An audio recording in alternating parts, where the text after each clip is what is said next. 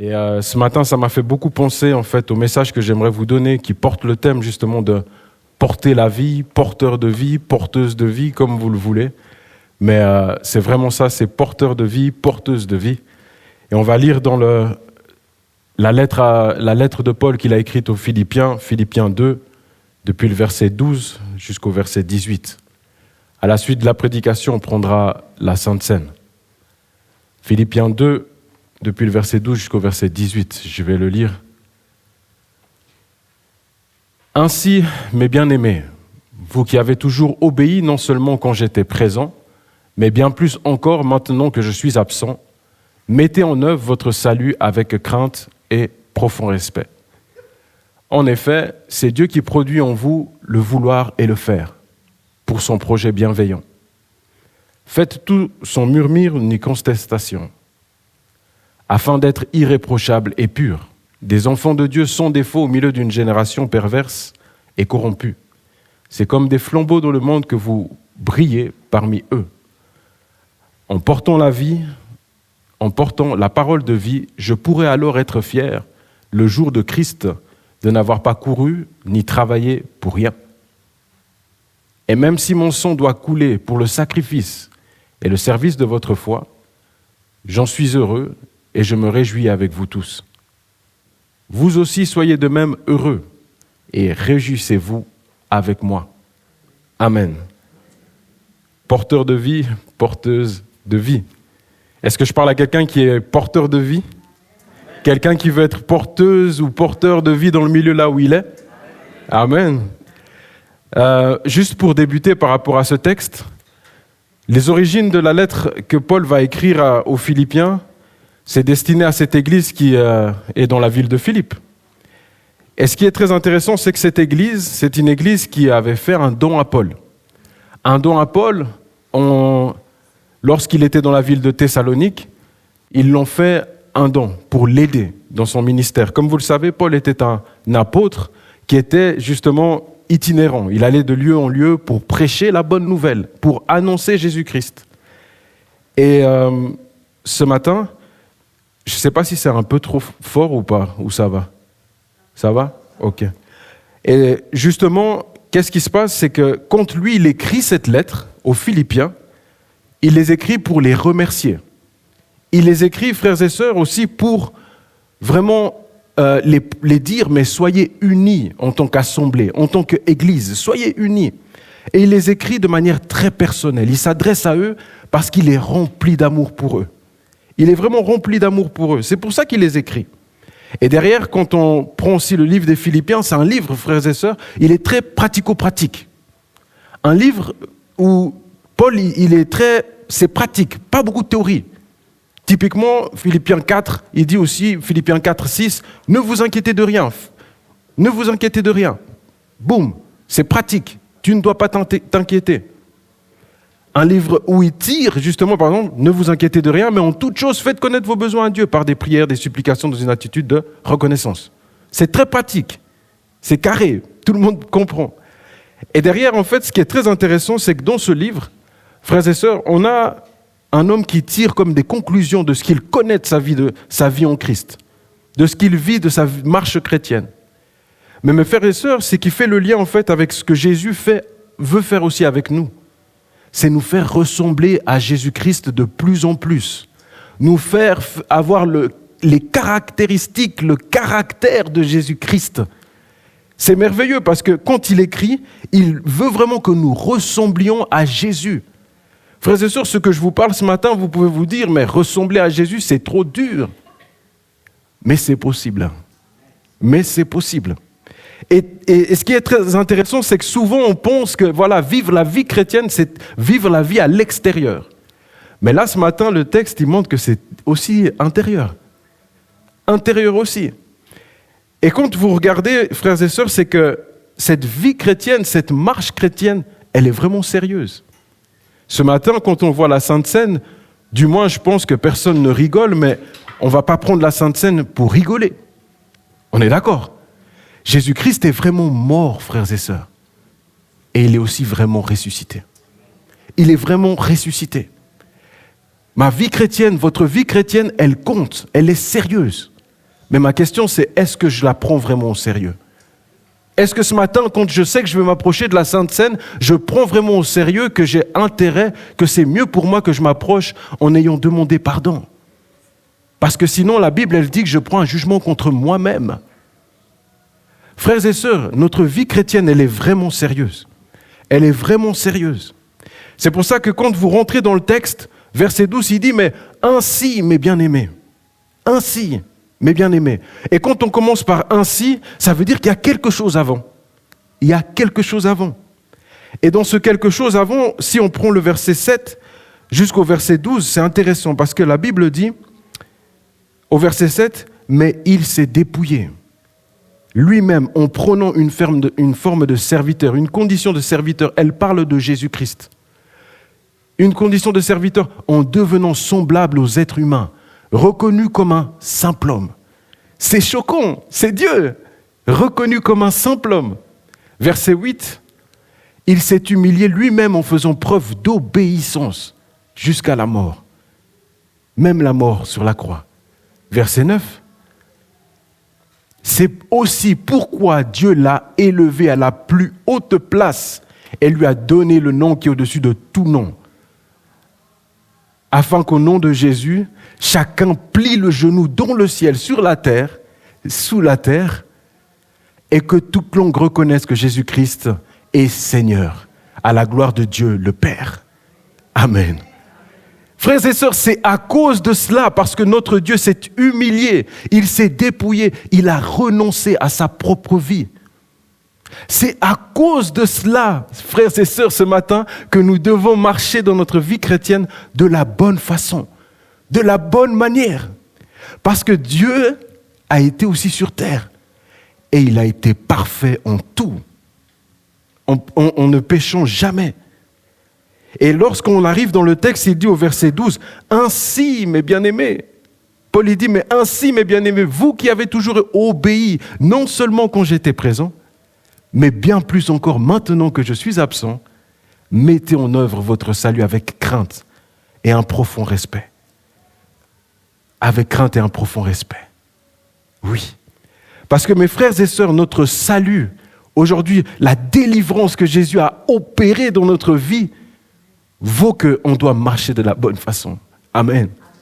Et frères et sœurs, quand on parle de mettre son salut de la bonne façon, de mettre tout en œuvre pour son salut, frères et sœurs, il faut savoir une chose que je le dis ce matin, nous ne pouvons pas perdre le salut. Tout est grâce. On ne peut pas travailler pour le salut. Tout est grâce. Je change d'attitude, je crois en Jésus-Christ. C'est sa grâce. C'est sa grâce. C'est sa grâce, frères et sœurs. Et frères et sœurs, c'est intéressant parce que quand il parle, qui signifie mais de chercher justement à mettre en œuvre ce salut avec crainte et tremblement, ça veut dire c'est marcher d'une manière aujourd'hui, je ne m'appartiens plus. Je ne m'appartiens plus. Frères et sœurs, je fais le lien avec le mariage. Frères et sœurs, je ne peux pas vivre Jésus comme si j'étais célibataire. C'est pas possible. Aujourd'hui, j'appartiens à Jésus, je suis marié à Jésus. Qui est marié à Jésus ce matin? Aujourd'hui, je suis marié à Jésus, frères et sœurs. C'est comme si tout d'un coup, comment se fait-il que parfois certains chrétiens vivent, allez, j'enlève l'alliance, ils vivent comme s'ils étaient sans Jésus. C'est bizarre. C'est bizarre, c'est pas normal. Qui connaît Jésus et vit comme s'il ne le connaît pas, c'est qu'il y a un problème.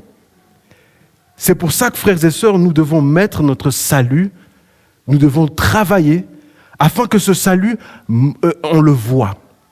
Ce salut doit se voir. De la même manière, un pommier, on l'appelle pommier parce qu'il laisse des pommes. Mais si nous avons le salut en Christ, il doit se voir. Il se voit dans l'obéissance que nous avons vis-à-vis de Jésus. Il se voit dans notre vie, comment nous nous comportons.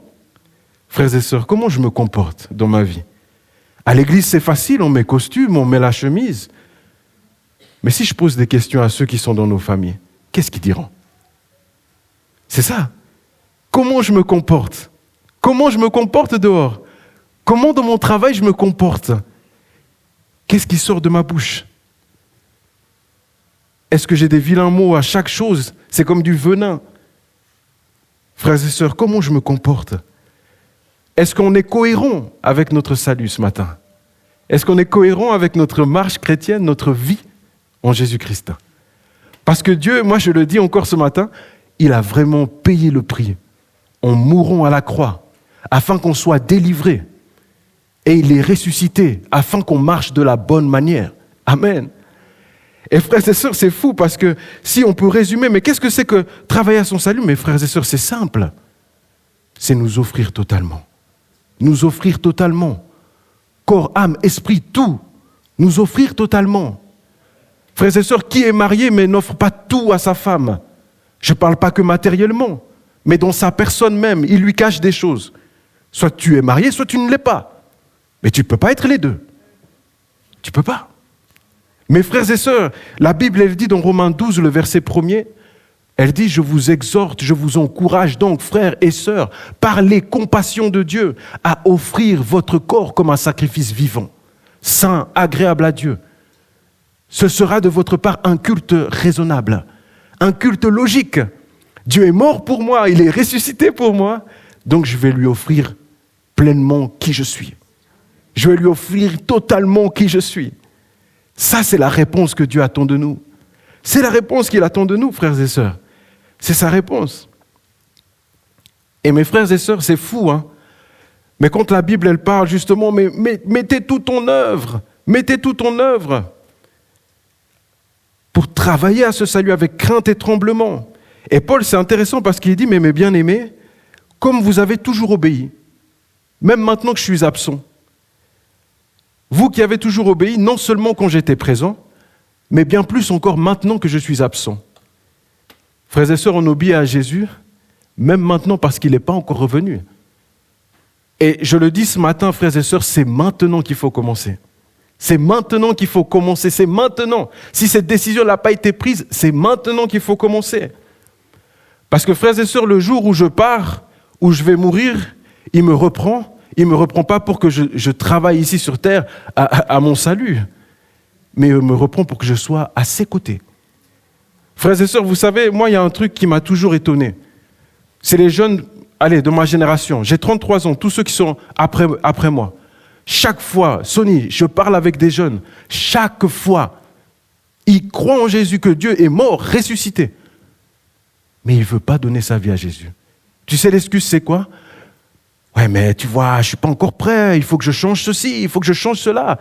Frères et sœurs, Jésus a dit dans un texte, je ne suis pas venu chercher les gens parfaits. Je ne suis pas venu chercher les gens parfaits. Mes frères et sœurs, la jeunesse a un gros besoin, mais même les plus âgés parfois, on n'a pas besoin d'être parfait pour venir à Jésus. On n'a rien à perdre quand on vient à Jésus, on gagne tout. Frères et sœurs, c'est un mensonge du diable fort. On se dit, mais j'attends. Mais mes frères et sœurs, hier encore, on était dans un moment de deuil. Tout le monde peut partir à tout instant. Maintenant même, tout le monde. On va attendre jusqu'à quand pour vivre Jésus-Christ maintenant? Jésus-Christ m'a appelé à vivre Jésus maintenant. Mais pas quand je serai en haut, ce sera trop tard. Et s'il revient maintenant, qu'est-ce qu'on fait? Tu lui dis, ok, maintenant je suis prêt. Il va dire, frères et sœurs, c'est trop tard. C'est trop tard. C'est trop tard. C'est vrai. C'est maintenant qu'il faut le vivre. C'est une grâce, frères et sœurs, qui nous a donné de le vivre maintenant. Parce que, frères et sœurs, on oublie souvent, mais le temps, il est tellement court. Tellement court. Et personne peut, si à ma connaissance, personne ne peut aller chercher son hier. Hein. Personne ne peut. Personne. C'est pour ça, frères et sœurs, il faut le vivre maintenant. S'il faut investir dans ma vie en Christ, il faut le faire maintenant.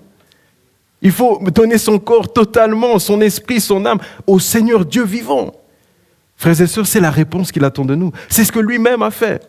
C'est ce que lui-même a fait. Et frères et sœurs, vous pouvez vous dire ce matin, mais ce qui nous prône là, c'est difficile. Je le conçois totalement. Ce qui nous prône là ce matin, c'est impossible. C'est impossible. Impossible. Et vous savez pourquoi? Parce que par notre propre force, c'est impossible. Mais par lui, en lui, c'est possible. Parce que Jésus-Christ rend les choses impossibles possibles. Quand je vois ma vie, quand je vois même la vie de ma femme, je me dis, mais ce que Jésus fait au travers de nos vies, je me dis, c'est sa grâce. Même moi, je ne peux pas m'en glorifier. Frères et sœurs, regardez bien, rentrez en vous-même ce matin. Et vous dites, mais je sers Dieu, je fais ça par la grâce de Dieu. Et tu te rends compte, tu dis, ah oui, c'est lui qui rend possible. C'est lui qui rend possible, frères et sœurs. C'est lui. C'est lui. Et en plus, nous n'avons pas d'excuses. Parce que le verset 13 dit, le verset 13 dans Philippiens 2 dit, en effet, il produit le vouloir et le faire selon son projet bienveillant. Dans d'autres versions, il dit, mais selon son bon plaisir. Donc il dit, mais en fait, vous n'avez pas d'excuses pour ne pas me servir, pour ne pas me vivre. Mais il faut faire quoi? Vous savez c'est quoi? Il faut oser lui demander. Il faut oser lui demander. Il faut oser lui dire, Seigneur, je veux te vivre. Tu veux vivre Jésus-Christ? Tu veux vivre cette vie déjà maintenant même? Demande. Ose demander. Ose demander. Oui, tu vas commencer, ce ne sera pas parfait. Ce ne sera pas parfait. Moi, souvent, quand j'ai des entretiens avec une personne, je dis souvent, écoute, des fois, on cherche comme ça à courir vite, à courir. Usain Bolt. Mais commençons déjà par nous lever, comme un enfant, et aller pas à pas. Jésus nous a jamais dit qu'on doit courir. Marchons d'abord. Mettons-nous debout. Amen. Frères et sœurs, c'est maintenant. C'est possible.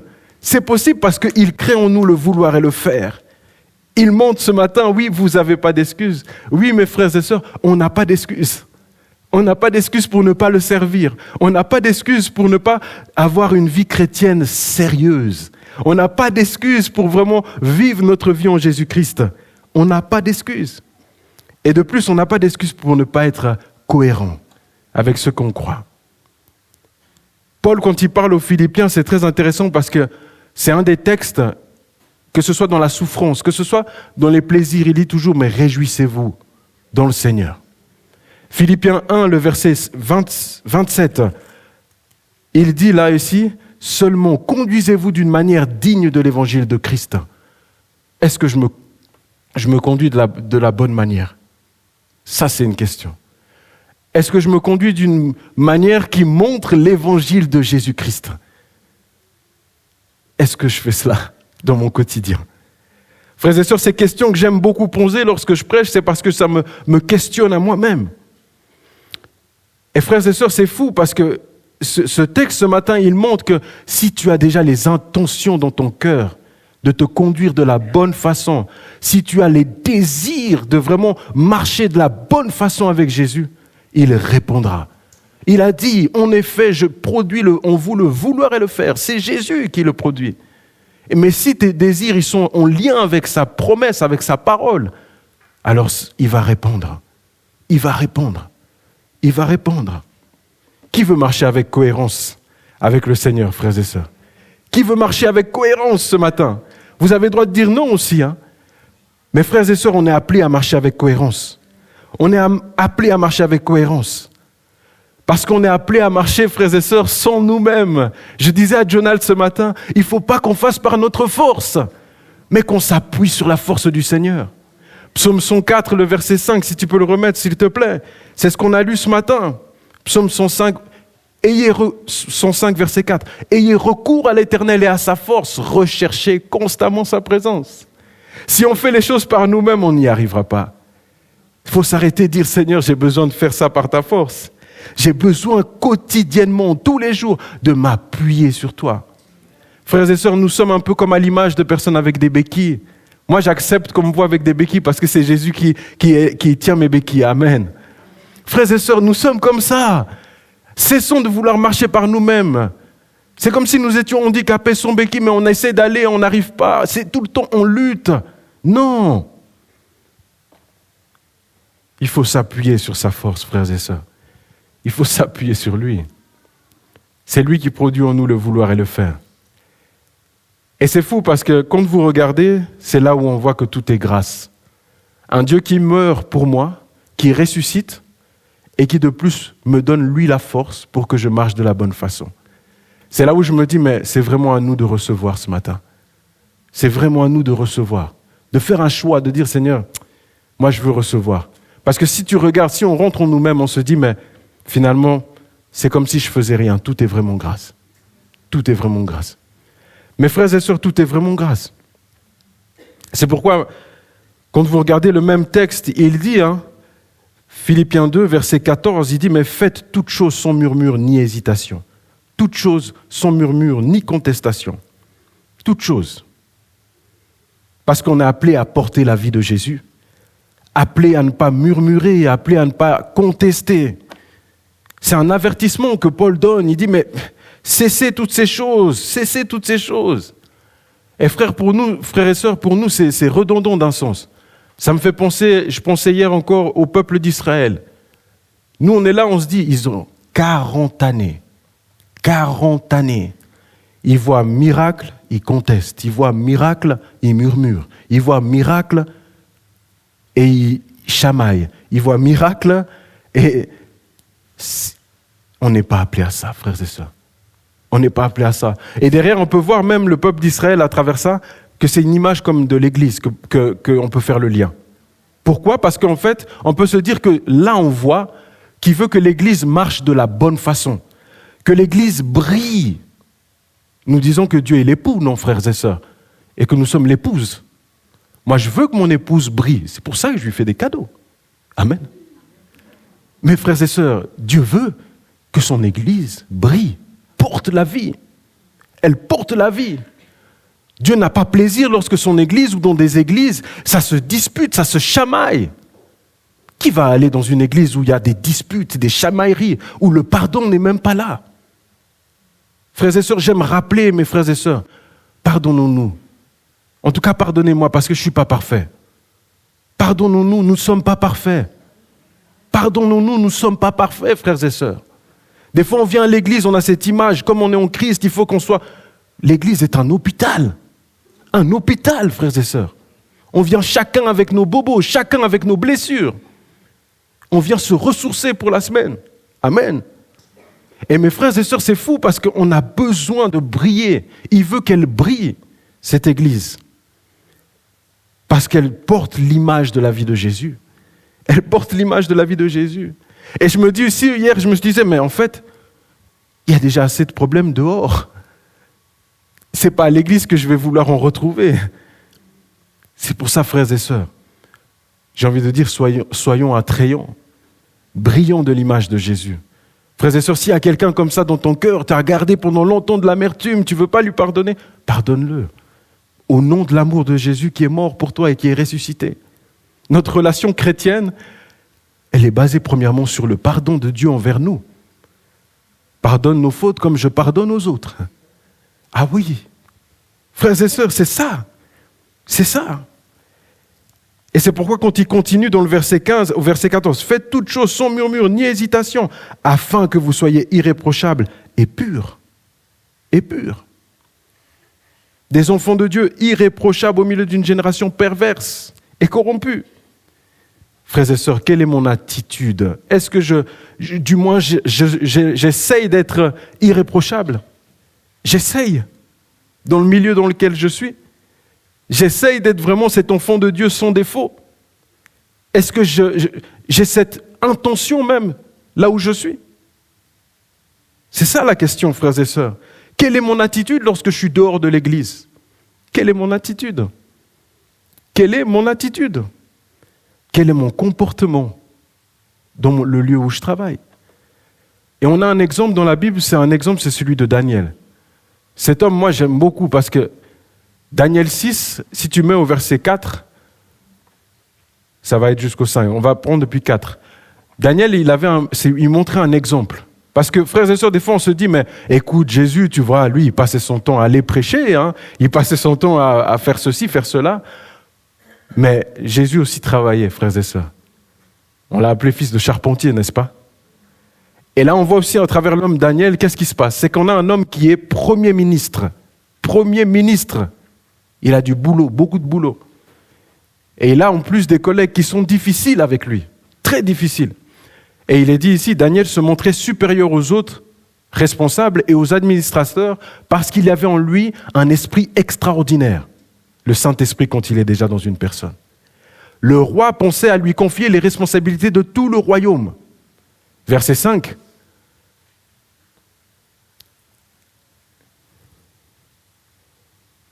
Les responsables et les administrateurs cherchèrent alors une occasion d'accuser Daniel en rapport avec les affaires du royaume. Cependant, ils ne purent trouver, reste au 5 s'il te plaît, ils ne purent trouver aucune occasion de le faire, aucune faute de sa part, parce qu'il était fidèle et qu'on ne trouvait chez lui ni négligence ni faute. On ne trouvait chez lui ni négligence ni faute. Il n'était pas parfait, mais on n'a trouvé chez lui ni négligence ni faute. Amen. Frères et sœurs, il nous donne le modèle. Qu'est-ce que ça veut dire d'être un enfant de Dieu irréprochable dans une génération corrompue et perverse? Il nous donne le modèle, frères et sœurs. Est-ce que je fais en sorte d'être irréprochable? Il n'était pas parfait. Et c'est fou parce que le mot irréprochable, vous savez, ça ne signifie pas parfait. Le mot irréprochable, en fait, c'est qu'il n'y a rien à accrocher sur lui. Il n'y a rien à accrocher. Tu peux dire, ah lui, on l'a vu, il était là avec une fille, il a fait ça. Il n'y a rien à accrocher, ce n'est pas vrai. C'est ça. Daniel était irréprochable, Jésus était irréprochable. Il n'y avait rien à accrocher sur lui. Rien, frères et sœurs, rien. C'est pour ça que ce matin, oui, nous le disons, c'est une grâce que nous avons. Dieu est mort, il est ressuscité. Mais cette grâce, elle amène aussi, elle amène le privilège, mais elle amène aussi la responsabilité. Comment je me comporte? Qu'est-ce que je fais avec cette grâce? C'est pour ça, frères et sœurs, je disais ce matin, on a la Sainte Seine, on prépare nos cœurs avant de venir à la Sainte Seine, en demandant pardon, en cherchant la face du Seigneur. Nous ne sommes pas parfaits. Mais est-ce que je me rends compte de cette responsabilité que j'ai quand je marche? Frères et sœurs, qu'il est dur. Si je vous dis, levez la main, qui a entendu un chrétien qui a fait ceci, cela, il y en aura, vous allez lever la main. C'est dur, frères et sœurs. Mais sachez qu'on est regardé par ceux qui sont dans le monde, ceux qui sont en dehors de l'Église. On est regardé. On est regardé, on est vu. On est vu, frères et sœurs. Des fois, ils font semblant qu'ils ne nous voient pas. Peut-être c'est dans nos familles et tout. Ils font semblant qu'ils ne nous voient pas. Mais, frères et sœurs, tombe, pêche, tu verras comment ils vont venir. Pêche, tu verras comment ils vont venir, comment ils vont te dire « Mais t'as pas dit que tu étais chrétien, toi ?» C'est ça. Mais pourtant, ils savent, c'est difficile. Hein? On n'est pas parfait. Mais mes frères et sœurs, il faut qu'on prenne conscience ce matin qu'on a la grâce du Seigneur Jésus, mais qu'on a aussi le privilège de la responsabilité. Le privilège de la responsabilité. Oui, on doit être responsable. Responsable. C'est pour ça que, frères et sœurs, je me posais la question, mais qui va montrer l'exemple si ce n'est pas l'Église? Si ce n'est pas ceux qui sont tout près du Seigneur, ceux qui sont appelés enfants de Dieu? Qui va montrer le chemin à ceux qui ont besoin de lumière? Qui va porter la vie alors qu'il a la vie à celui qui n'est pas encore éclairé?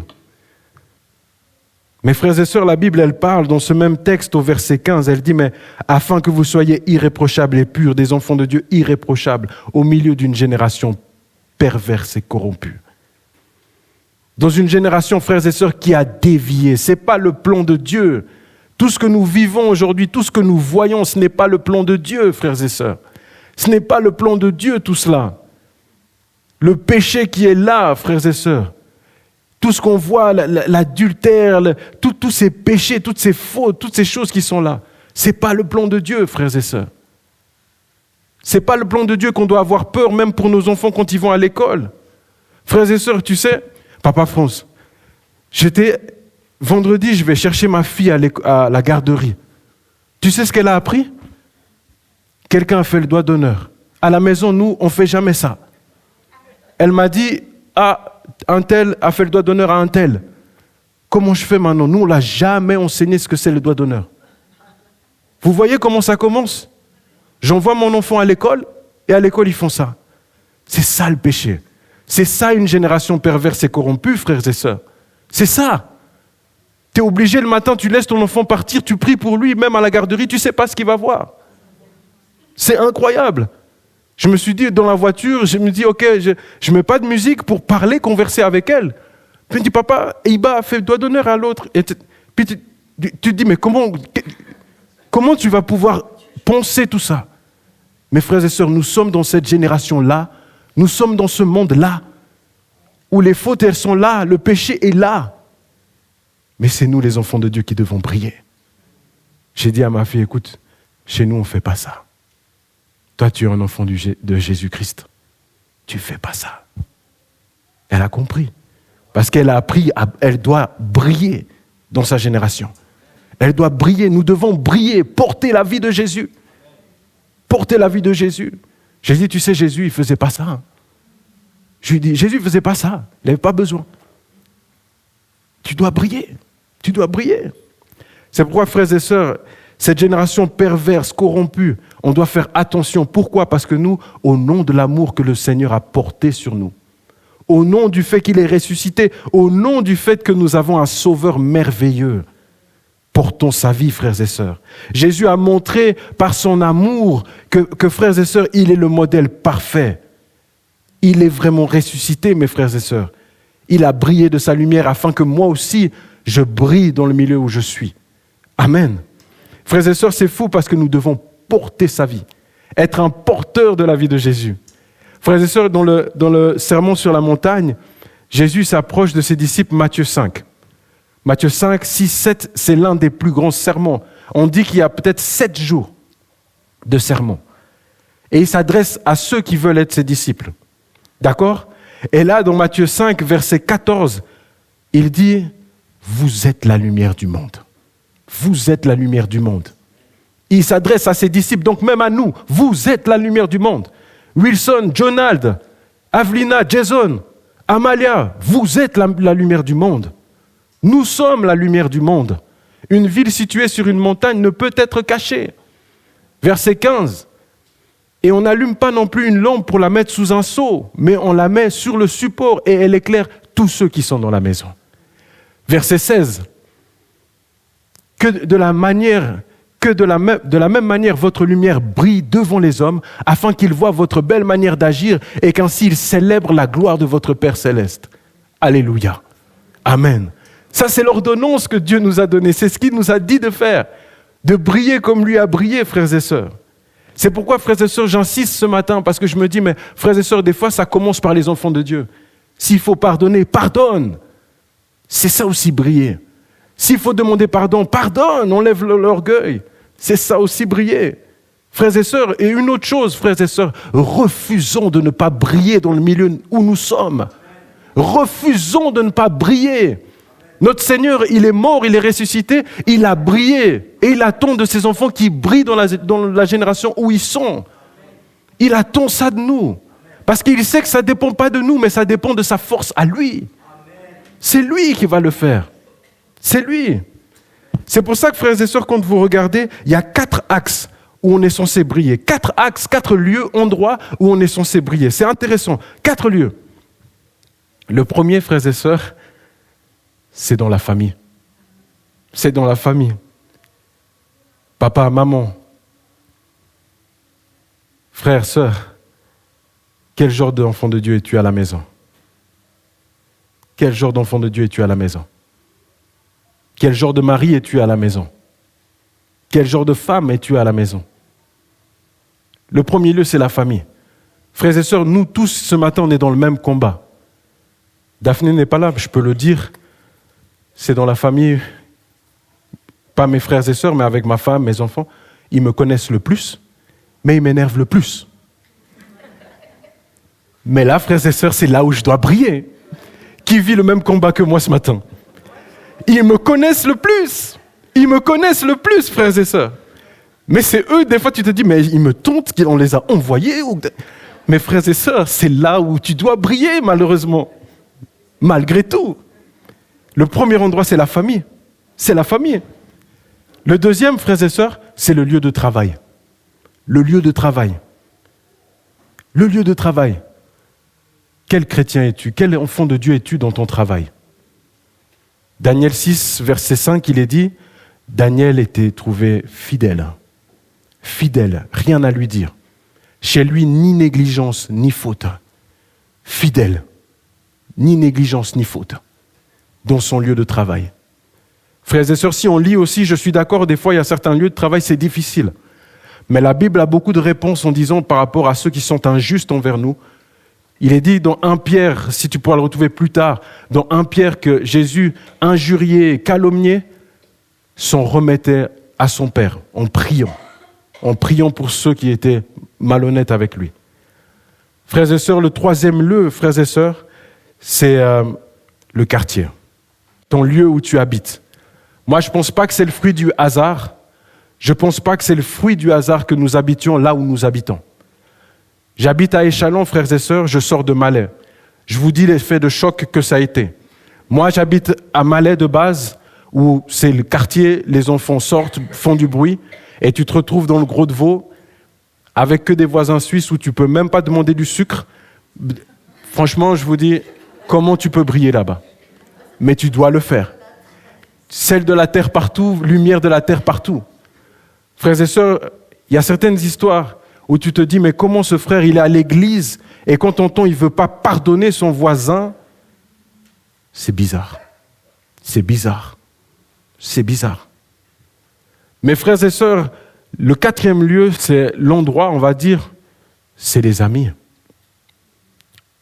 Matthieu 5, verset 16, il a dit que votre lumière brille, luise, afin qu'il glorifie votre Père. Est-ce que mes amis, quand ils me voient, comment je vis ma vie avec Christ, comment je me comporte dans l'Église, ils peuvent se dire, Dieu est vraiment vivant. Dieu est vraiment vivant. Il porte la vie. Il porte la vie.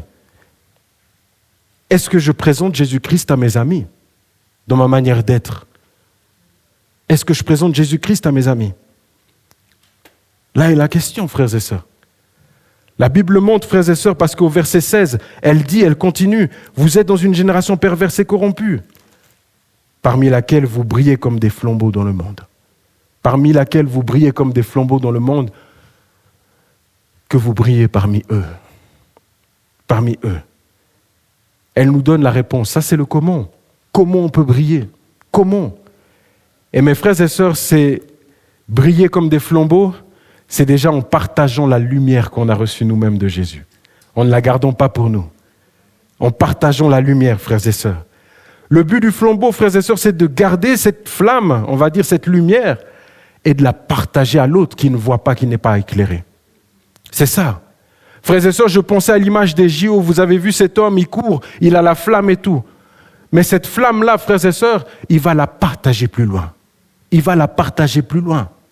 Mes frères et sœurs, nous n'avons pas une flamme qui peut s'éteindre avec le vent. Nous avons la vie de Jésus-Christ. Alléluia. Nous avons la vie de Jésus-Christ à partager. Nous avons la vie de Jésus-Christ, frères et sœurs. C'est cette vie-là qu'on va partager à notre prochain. Cette vie-là qu'on va partager à celui qui ne voit pas. Celui qui est dans ce monde et qui ne voit pas. C'est ça. Et quand vous vous demandez, mais comment on peut le faire? La Bible elle nous montre la même réponse. Philippiens 2, verset 8, comme lui a fait. Dans Philippiens 2, le verset 8, la Bible elle dit, Jésus-Christ s'est humilié lui-même, se rendant obéissant jusqu'à la mort, même jusqu'à la mort de la croix. C'est en partageant, mais aussi en étant humbles, frères et sœurs. En étant humbles, parce que nous portons un flambeau qui est vivant, et c'est celui de Jésus. Alléluia. C'est celui de Jésus. Et frères et sœurs, c'est fou, parce que dans Jean 8, Jésus il avait des discours qui étaient vraiment pénétrants. Jean 8, verset 12. Frères et sœurs, c'est en le suivant. La Bible, elle dit, Jésus leur parla de nouveau. Il dit, « Je suis la lumière du monde. Celui qui me... » Ne soyons pas timides. Celui qui me ne marchera pas dans les... Mais il aura au contraire la lumière de la... Il aura la lumière de la... Vous êtes au courant que vous avez la lumière de la vie. Applaudissons le Seigneur.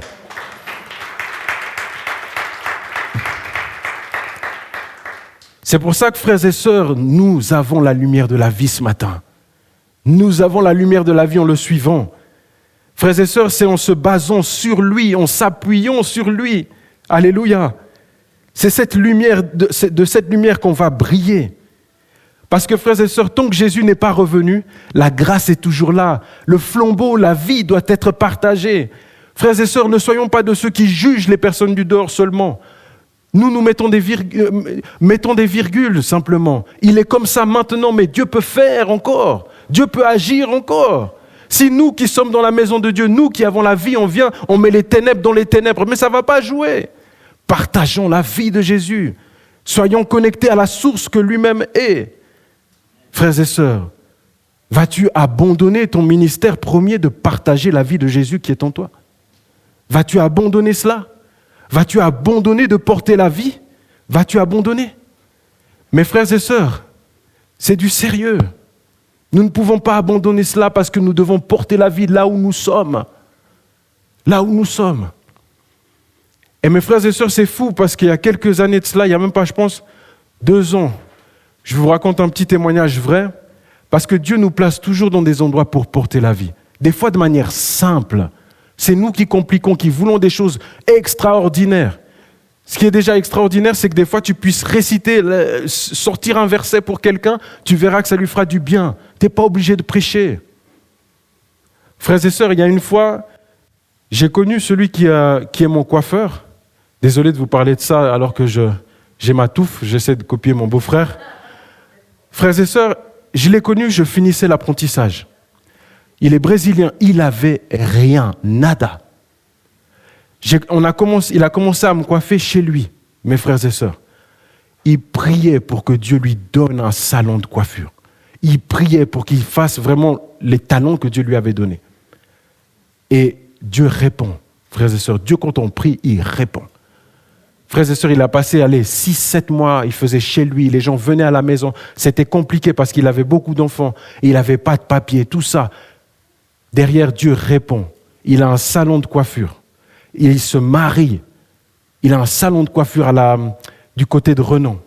Et c'est fou comment la vie, ça va très vite. Tout d'un coup, salon est là. Il porte la vie. Vous savez comment il portait la vie? Simplement. Dans son salon, qu'est-ce qu'il faisait? Il mettait des louanges. Dans tous les salons, si vous allez dans Lausanne, vous verrez, c'est la musique du monde. Là, lui, qu'est-ce qu'il faisait? Il mettait des louanges en portugais, en brésilien. Ça bougeait, hein. Ça bougeait. Il mettait des louanges. J'étais là pendant, imagine-toi quel témoignage, quel effet de briller. Pendant 30 minutes, tu dois attendre. Et maintenant, tu entends Saint, Saint, Saint en portugais. Frères et sœurs, il brillait. Je disais, mais mon frère, waouh, tu brilles, tout ça et tout. Ça m'a impacté. Moi, ça me donnait, comment on peut aussi briller et tout. Mais mes frères et sœurs, il a le salon. Il y a aussi les gens qui commencent à venir. Et l'argent aussi commence à rentrer. Et là commence à être un problème. Parce que tout d'un coup, maintenant, le salon commence à s'agrandir, les choses aussi. Ça commence par avec sa femme, ils se séparent. Après, tout commence à aller bolotte. Les amis qui viennent dans le salon, tout d'un coup, sont des personnes qui commencent à lui dire « On va sortir en boîte de nuit, on va faire ceci, cela. » Et derrière, qu'est-ce qui se passe, mon frère? C'est que derrière, le frère qui mettait des louanges dans son salon, qui remplissait le salon du Saint-Esprit, il commence à mettre des musiques du monde. Je lui dis, mais mon frère, je ne voulais pas le juger parce que tu vois l'étiquette que nous on porte. Je dis, mais qu'est-ce qui s'est passé et tout et tout. Ouais, mais Wilson, tu sais, il y a aussi des non-chrétiens. Non. Mais j'ai dit, mais mon frère, c'était la manière dont Dieu te faisait briller. C'était la manière dont Dieu te faisait porter la vie. Et derrière, frères et sœurs, pire encore, une décadence, une descente. Une fois, j'arrive au salon, qu'est-ce qui se passe? Son cousin me dit, il n'est même plus là, renvoyé de la Suisse, à cause de fautes et tout. Quelqu'un qui a commencé comme ça. Frères et sœurs, portons la vie, mais portons-la le plus longtemps possible, jusqu'à que Jésus règne, jusqu'à que Jésus vienne. Amen. Et frères et sœurs, ce témoignage nous montre que dans le monde, il ne faut pas s'accommoder. Il y a des choses avec lesquelles on ne joue pas. Frère, Jésus est mort à la croix, il est ressuscité pour que je porte la vie. Il n'est pas mort et ressuscité pour que moi je joue, je ne suis pas plus fort que lui. Si Jésus m'a dit je suis lumière du monde, vous êtes lumière du monde, sois lumière du monde, ne joue pas. C'est sérieux. Aujourd'hui, maintenant, pour reprendre le frère, c'est difficile. Une erreur, un ami avec lequel tu veux t'accommoder. Frères et sœurs, allons-nous abandonner le fait de porter la vie, d'être des porteuses de vie? Ces histoires sont sérieuses. C'est pourquoi, frères et sœurs, ce matin, le but de ce message, ce n'est pas d'être découragé, mais d'être encouragé à ne plus faire par nous-mêmes, à le faire par Jésus qui est mort et qui est ressuscité, par Jésus qui aime chacun d'entre nous. Amen. par Jésus qui aime chacun d'entre nous, à nous appuyer, à nous baser, à chercher constamment sa face. Frères et sœurs, parce que son amour qui est manifesté individuellement pour nous, c'est sur cela que nous nous basons, sur lui.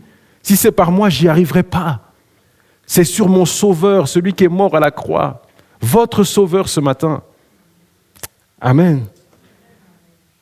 Ce qu'on va faire, on va prendre un temps, on va prier. Si Sharon, tu peux mettre les 3 questions, on va prier. J'ai osé poser quelques questions en fait, et qu'on puisse prier dans notre intérieur en voulant répondre. Peut-être des fois, c'est vrai que je n'aurai pas la bonne réponse par rapport à ces questions, mais on s'attend au Seigneur. Dire, Seigneur, je veux le faire par toi.